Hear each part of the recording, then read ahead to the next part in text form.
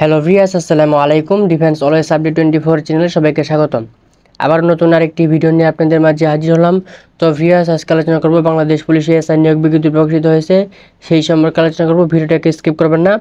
কীভাবে আবেদন করবেন, আবেদনের শেষ তারিখ কবে, কবে থেকে আবেদন করতে হবে, শিক্ষাগত যোগ্যতা কী কী লাগবে, বয়স কত লাগবে, ওজন কত লাগবে, বুকের মাপ কত লাগবে, উচ্চতা কত লাগবে, এইসব বিষয়ে আজকে বিস্তারিত আলোচনা করব। তো ভিউয়ার্স, ভিডিওটা ধৈর্য সহকারে দেখবেন, কেউ স্কিপ করবেন না। স্কিপ করলে কিছু বুঝতে পারবেন না, শুরু থেকে শেষ পর্যন্ত দেখবেন। ভিডিও শুরু করার আগে একটি কথা বলে রাখি, যারা আমার ইউটিউব চ্যানেল এখনও সাবস্ক্রাইব করেন নাই অতি তাড়াতাড়ি সাবস্ক্রাইব করে ফেলেন, কারণ প্রতিনিয়ত ডিফেন্স এবং সরকারি বেসরকারি চাকরি আপডেট দিয়ে থাকি। তো ভিউয়ার্স, বেশি কথা না বলে চলেন ভিডিওটা শুরু করা যাক। বাংলাদেশ পুলিশের ক্যাডেট সাব ইন্সপেক্টর নিরস্ত্র পদে নিয়োগ বিজ্ঞপ্তি 2024 সেবায় ব্রতী চাকরি।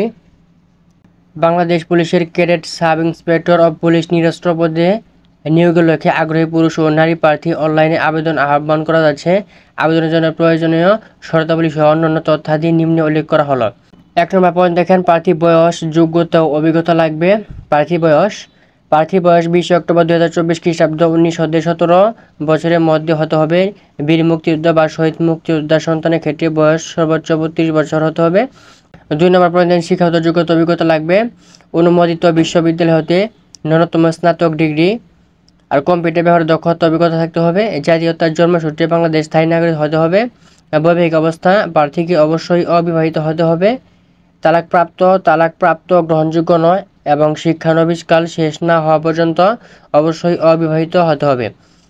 তারপর প্রার্থী শারীরিক মাপ, পুরুষ প্রার্থীদের জন্য উচ্চতা কমপক্ষে 5 ফুট 6 ইঞ্চি আর নারী প্রার্থীদের জন্য উচ্চতা কমপক্ষে 5 ফুট 4 ইঞ্চি। বুকের মাপ, পুরুষ প্রার্থীর জন্য বুকের মাপ স্বাভাবিক অবস্থায় 32 ইঞ্চি, প্রসারিত অবস্থায় 34 ইঞ্চি। নারী প্রার্থী ক্ষেত্রে প্রযোজ্য নয়। ওজন হতে হবে বয়স ও উচ্চতার সাথে ওজন অনুমোদিত পরিমাপে হতে হবে। দৃষ্টিশক্তি হতে হবে 6/6 পুরুষ এবং মহিলার ক্ষেত্রে। তারপর দেখেন শারীরিক মাপ, কাগজপত্র যাচাইকরণ, শারীরিক সক্ষমতা যাচাই পরীক্ষার জন্য অনলাইন আবেদন নিয়মাবলী।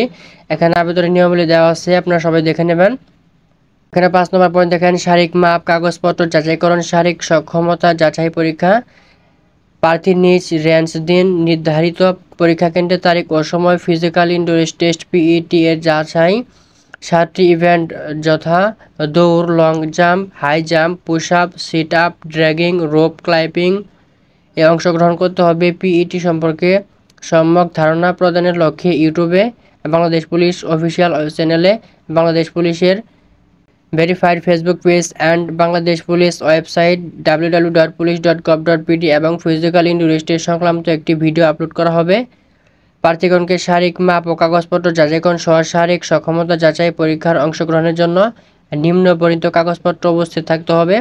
1 নম্বর দেখেন, admit card for physical endurance test 2 copy নিয়ে যেতে হবে মাঠে।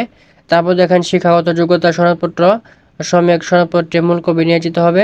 তারপর দেখেন, সর্বশেষ শিক্ষা প্রতিষ্ঠান প্রদান কর্তৃক প্রদত্ত চারিত্রিক সনদপত্রে মূল কপি নিয়ে যেতে হবে। তারপর জেলা স্থায়ী বাসিন্দা ও জাতীয়তার প্রমাণস্বরূপ ইউনিয়ন পরিষদের কাছ থেকে চেয়ারম্যান সার্টিফিকেট নিয়ে যেতে হবে। তারপর দেখেন, অনলাইন থেকে ডাউনলোডকৃত প্রার্থীর ইনডেমনিটি ঘোষণাপত্র পিতামাতা কিংবা আইনানুগ অভিভাবক কর্তৃক প্রদত্ত সম্মতিপত্র নিতে হবে।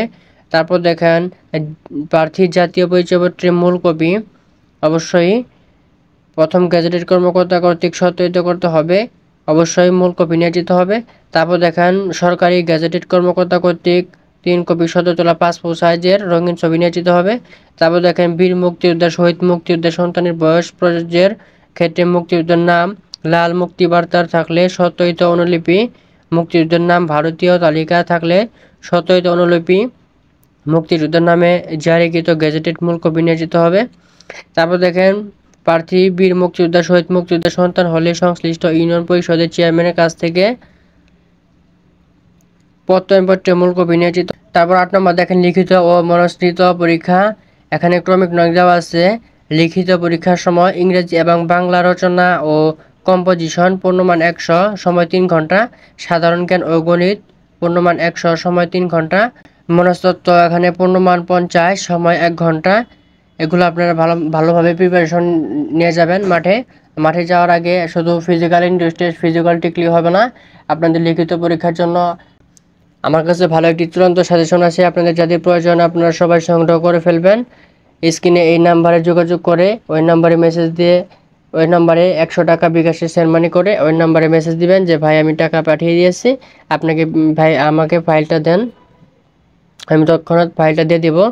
তো ভিউয়ার্স তারপর দেখেন কম্পিউটার দক্ষতা পরীক্ষা, তারপর বুদ্ধিমত্তা ও মৌখিক পরীক্ষা, স্বাস্থ্য পরীক্ষা ও মৌখিক প্রশিক্ষণের জন্য চূড়ান্ত মনোনয়ন, মৌলিক প্রশিক্ষণকালীন সুযোগ সুবিধাদি, এগুলো আপনি দেখে নেবেন। আমার এই ভিডিওটি অনেক বড় হয়ে যাচ্ছে, তো সংক্ষিপ্ত আকারে বলার চেষ্টা করছি যাতে আপনারা বুঝতে পারেন। তো ভিউয়ার্স এই সার্কুলারটি আমি আমার কমেন্ট বক্সে ফার্স্ট কমেন্টে দেওয়া থাকবে, আপনারা ওখান থেকে জুম করে দেখে নিতে পারবেন। তাও যদি না পারেন তাহলে ভিডিও ডিসক্রিপশনে লিঙ্ক দেওয়া থাকবে, সার্কুলার লিঙ্ক, ওখান থেকে ক্লিক করে আপনারা ডাউনলোড করে নিতে পারবেন। তো ভিউয়ার্স এই ছিল আজকের ভিডিও যদি ভালো লাগে অবশ্যই চ্যানেলটা সাবস্ক্রাইব করবেন, ভিডিওটা একটি লাইক দিবেন। তো ভিউয়ার্স কোনো কিছু বোঝা থেকে অবশ্যই কমেন্ট করবেন। তো ভিউয়ার্স সকলে ভালো থাকেন, সুস্থ থাকেন, আসসালামু আলাইকুম।